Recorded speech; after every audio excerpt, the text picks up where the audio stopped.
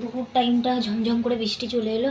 আর এদিকে যে গরম গরম ভাত হয়েছে, যদি বা বড় মেয়ে বেড়ে নিয়ে গেছে, আমি আর ছোটো মেয়ে এখন খাবো। এই যে এদিকে হয়েছে তোমার ঘেরি তরকারি, এই যে কচু দিয়ে বেগুন দিয়ে আর একটা আলু কেটে দিয়েছি, আর আছে তোমার গুগলি, এই যে মাখা মাখা তরকারি করেছি। এখন আমরা ভাত খাবো।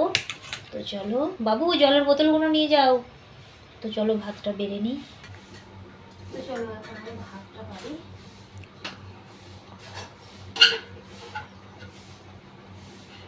তো এই যে একটা তো ইয়েতেই বাটিতে নিয়ে নিচ্ছি, ওখানে মেয়েকে দিয়ে দেবো বাড়িতে।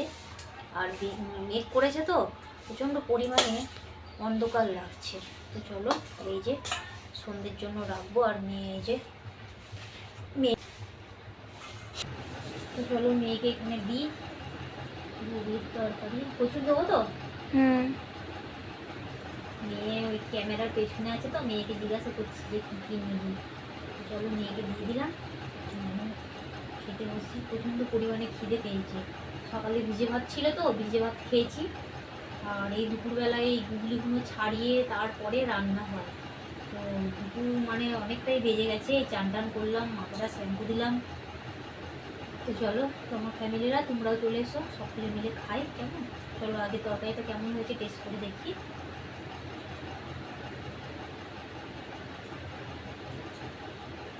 দারুণ হয়েছে। তো চলো খেয়ে নিই, খেতে আবার দেখা হচ্ছে। খাওয়া দাওয়া হয়ে গেছে। আর বাইরে দেখো ঝমঝম করে বৃষ্টি হয়েছে, এবার জল জমে আছে কেমন। এসো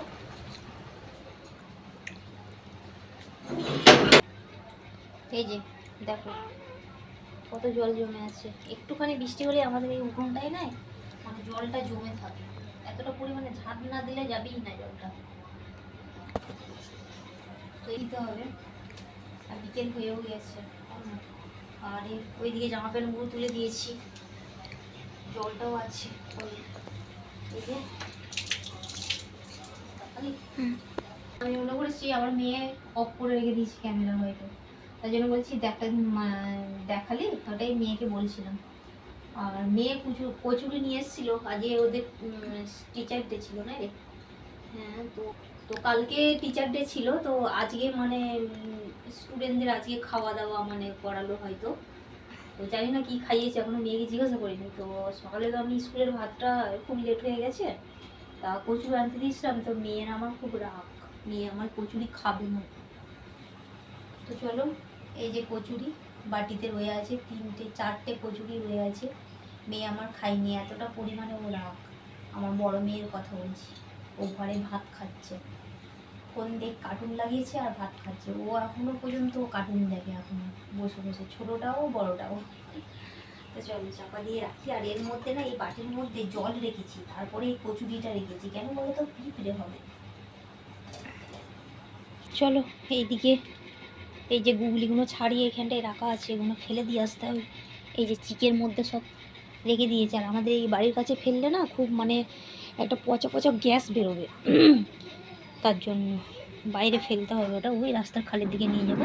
আর এইখানটায় একটা কাঁটা গাছ নিয়ে এসে রেখে দিয়েছি। এই কাঁটা গাছটার একটা রহস্য আছে, চলো তোমাদের করে আমি বলছি। ওই যে ওই গাছটা তোমাদের করে দেখালাম না, ওই গাছটা হচ্ছে কি বলো তো, ওই গাছটা হচ্ছে না বাড়ি ঘর দুয়ারে নজর লাগে না। যেমন মানুষের নজর লাগে না, তেমন বাড়ি ঘর দুয়ার একটু ভালো করে একটু ডিজাইন করে বাড়ি ঘর দুয়ার একটু করলে সুন্দর করে সে বাড়ি ঘর দুয়ারের নজর লাগে না, ওইটা হচ্ছে ওই সেই গাছ। তো নজর না লাগার গাছ ওটা। তো ওটা আমি নিয়েছি এক দাদার কাছ থেকে, নিয়ে এসে রেখে দিয়েছি। আমাদের আগেও ছিল, কিন্তু আমাদের আগে ছিল ওটাকে আমি হ্যাঁ, আমরা যখন বাইরে থাকতাম তখন গাছটা না মারা গেছে। গাছটা মানে জল না দিত না, কেউ দিত না, ওপরে তোলা ছিল টালির ওপরে এক কোণে, ওটাকে কোণের মধ্যে রাখতে হয়। চলো একটু বসলাম। ওটা কোণে রাখতে হয় মানে মানে একবারে এক কোণে, যে কোনো সাইডে তুমি কোণে গাছটা অন্তত রাখতে হবে কোণে। তো ছাদে বলো, ছাদেটা বেটার হয় ছাদে। তো আমাদের তো ছাদ বাড়ি নয়, আমাদের অ্যাডভেস্টার আর টালির বাড়ি। তো আমাদের ওই টালির এক কোণে রেখে দিয়েছিলাম গাছটা, তো ঝড়ে পড়ে যায়। সেটাও আবার সেই অ্যালুমিনিয়ার একটা গামলা ছিল, বড় গামলা, 100 টাকা সেই বিক্রি করতে এসেছিলো না, তাদের কাছ থেকে নিয়েছিলাম। তো সেই ভালো গামলাটার মধ্যে আমি রেখে দিয়েছিলাম ওটা। গামলাটাও মানে পড়ে গিয়ে দুমড়ে গেছে, আর গাছটাও মানে পড়ে গিয়ে ভেঙে বিয়ে হয়ে গেছে। পচে একবারে ইয়ে হয়ে গেল, গাছটা মরে গেল। তো এই গাছটা নিয়ে এসে রেখে দিয়েছি, এটাকে মানে লাগাবো। এটা আমার কাছে বড় ধরনের ইয়ে নেই, ওই স্টপ নেই, তার জন্য আমি লাগাইনি ওটা, ওইখানটাই রেখে দিয়েছি। খুব কাঁটা কিন্তু। তো যারা যারা এই গাছে কি উপকারী হয় তোমরা যারা যারা জানো না, তো তোমাদের ঘরে সেটা জানিয়ে দিলাম। আর ওই গাছটা যারাই যে কোনো জায়গায় দেখবে, প্রতিটি বাড়ির মধ্যে ছাদে তোলা থাকে, যারা জানে তারাই তাদের বাড়িতেই দেখতে পাবে এই গাছগুলো। কিন্তু অনেকে বলে এই গাছটা কিসের জন্য লাগিয়ে রেখেছে, যারা জানে তারা জানে, আর যারা জানে না তারা বলবে গাছটা কিসের জন্য রেখে দিয়েছে। তারা কি ভাববে বলে তো, সেই ইয়ে গাছ, ওই কী বলে ড্রাগন ফল নাকি বলে না, ওই গাছ মনে করবে সবাই। এত বৃষ্টি হয়েছে তা সত্ত্বেও এত গরম, পাখাটা লাগিয়ে বসে আছি ঘরের মধ্যে।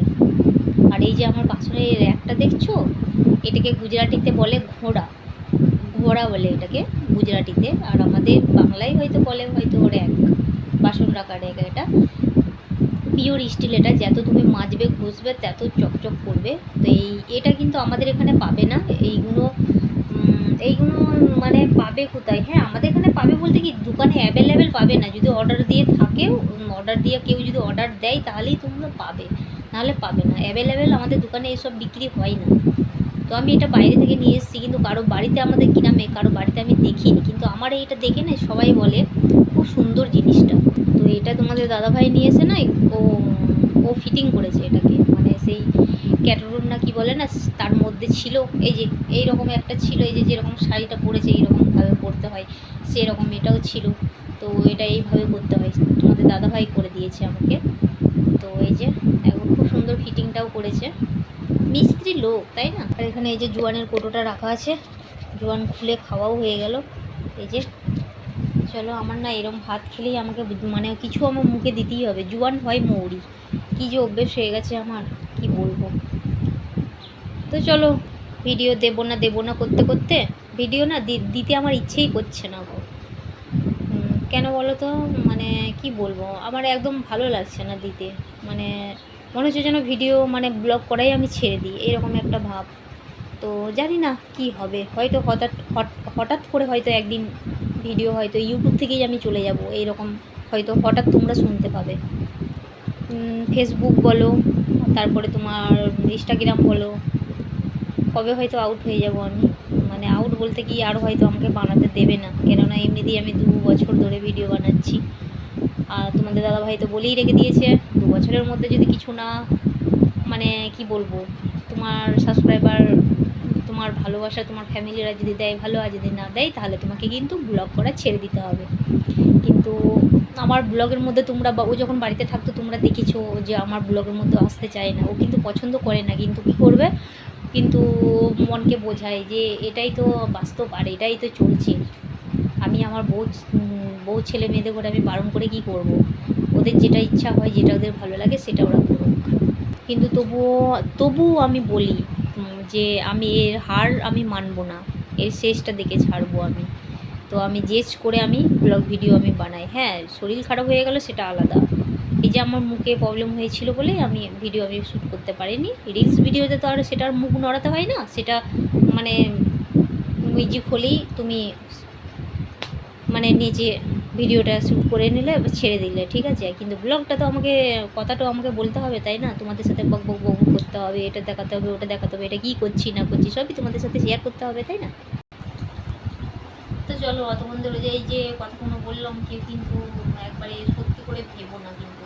হ্যাঁ, এটা কিন্তু সত্যিই তোমরা ভাববে যে কবে হয়তো আমি ইউটিউব থেকে বিদায় নিতে পারি, কেননা আমার বাড়ির মানুষটা আমায় বলেই দিয়েছে আগে, তোমার যদি সাবস্ক্রাইবাররা ভালোবাসা দেয় তাহলেই ভালো, আর যদি ভালোবাসা না দেয় তাহলে তোমাকে ইউটিউব ছাড়তে হবে। এটা কিন্তু সত্যি, হয়তো কোনোদিন হয়তো ইউটিউবকে টাটা বাই বাই করতে হবে আমায়।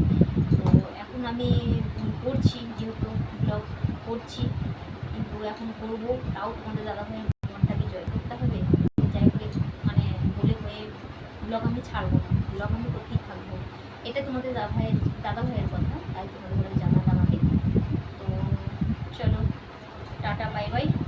আর ভালো লাগলে অবশ্যই একটা লাইক করে দিও। আর ঈশ্বরের কাছে প্রার্থনা করি তোমরা খুব ভালো থেকো, সুস্থ থেকো, কেমন আমার ফ্যামিলিরা। চলো তাহলে আজকের মতন টাটা বাই বাই।